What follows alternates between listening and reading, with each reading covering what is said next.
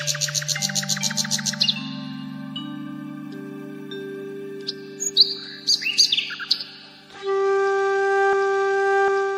തലമുറകളായി നിങ്ങൾക്കൊപ്പം PRS hospital.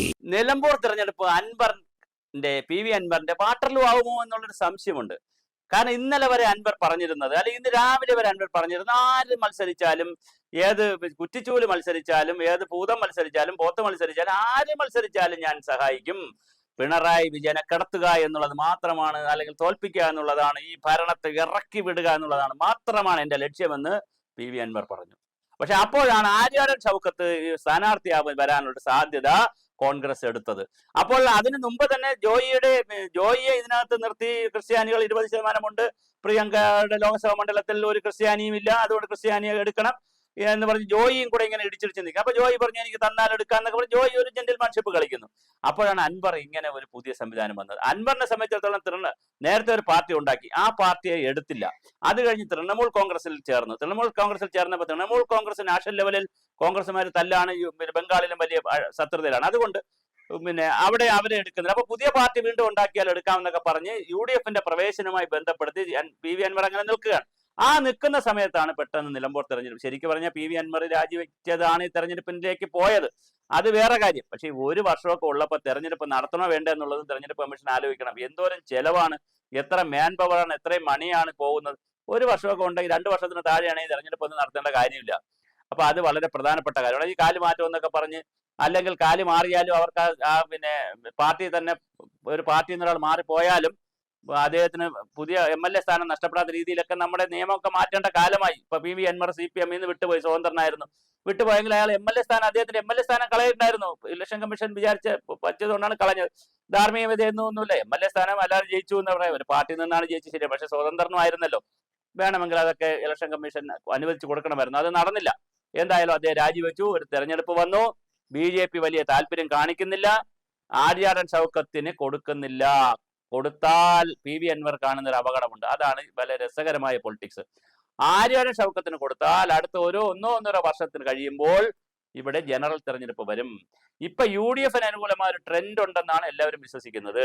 അങ്ങനെ ആര്യാടൻ ഷൗക്കത്ത് ഇപ്പൊ ജയിച്ചാൽ, ഞാൻ 1 വർഷമല്ലേ ആയുള്ളൂ, അടുത്ത 5 വർഷം കൂടെ എനിക്ക് തരൂ എന്ന് ചോദിച്ചുകൊണ്ട് ആര്യാടൻ ഷൗക്കത്ത് 5 വർഷത്തേക്ക് ചോദിക്കും.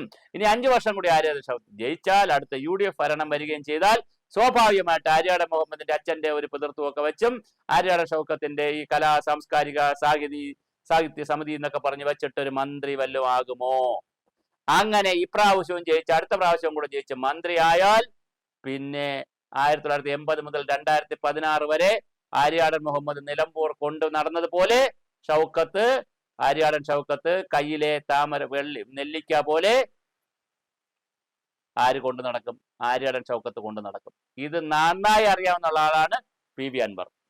അദ്ദേഹം കുറച്ചു കാലേ ആയിട്ടുള്ള രാഷ്ട്രീയത്തിൽ വന്നിട്ടുണ്ടെങ്കിലും നല്ല മെയ്വഴക്കമുള്ള നേതാവാണ്.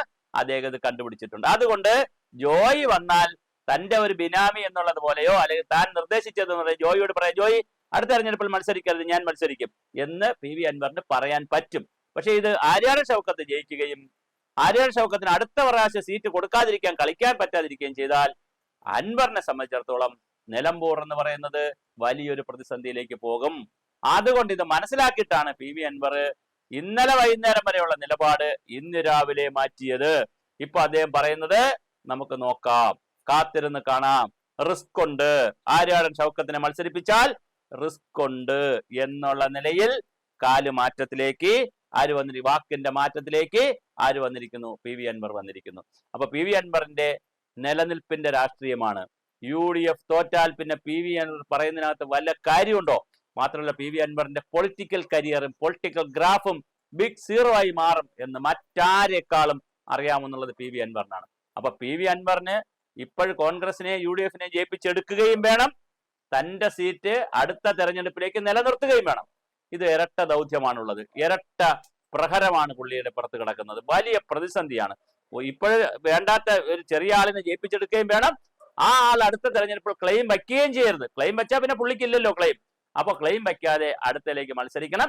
UDF വരികയാണെങ്കിൽ ഒരു മന്ത്രിസ്ഥാനത്തേക്ക് നോക്കണം. ഇതൊക്കെയാണ് ആഗ്രഹം. പൊളിറ്റിക്സിൽ അങ്ങനെ ആഗ്രഹിച്ചുകൊണ്ട് കുഴപ്പമൊന്നുമില്ല. രാഷ്ട്രീയത്തിൽ വരുന്നത് എല്ലാവരും രാഷ്ട്രത്തെ സേവിക്കാനോ, അല്ലെങ്കിൽ വലിയ പച്ചവെള്ളം പോലെ ചവച്ചരച്ച് കുടിക്കാനോ, അങ്ങനെയൊന്നും അല്ല വരുന്നത്. അവരുടെ താല്പര്യങ്ങളും മന്ത്രിയാവാൻ, MLA ആവാൻ, പഞ്ചായത്ത് പ്രസിഡന്റ് ആവാൻ, ജില്ലാ പ്രസിഡന്റ് ആവാൻ, ബ്ലോക്ക് പ്രസിഡന്റ് ആവാൻ, രാജ്യസഭയിലേക്ക് പോകാൻ, ലോകസഭയിൽ പോകാൻ, എല്ലാവർക്കും സ്ഥാനമാനങ്ങൾ കൂടി മോഹിച്ചുകൊണ്ട് തന്നെയാണ് രാഷ്ട്രീയത്തിലേക്ക് വരുന്നത്.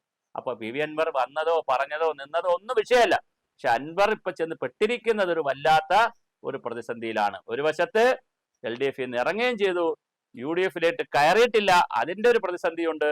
ഇനി തോറ്റുപോയാൽ അൻവർ UDF അവിടെ തോറ്റുപോയാൽ വീണ്ടും അൻവറിന്റെ UDF പ്രവേശനം വീണ്ടും പ്രതിസന്ധിയിലാവും. അൻവറിന് ഇഷ്ടമല്ലാത്ത ആളുകൾ UDF കയറ്റരുതെന്ന് പറഞ്ഞ് സമ്മർദ്ദപ്പെടുത്തുകയും ചെയ്യും. കോൺഗ്രസിൽ എല്ലാവർക്കും ഇഷ്ടമൊന്നുമല്ല അൻവറിനെ, സമ്മർദ്ദപ്പെടുത്തുകയും ചെയ്യും. അപ്പൊ ഈ ഒരു വലിയ പ്രതിസന്ധി അവിടെ കിടപ്പുണ്ട്, അവിടുത്തെ രാഷ്ട്രീയത്തിൽ ഇത് കിടപ്പുണ്ട്. അത് നമ്മൾ കാണാതെ പോകരുത്. എന്തായാലും നമ്മൾ കാത്തിരുന്ന് കാണേണ്ടതാണ്. ജൂൺ 23-ാം തീയതിയാണ് റിസൾട്ട് വരുമെന്ന് തോന്നുന്നു.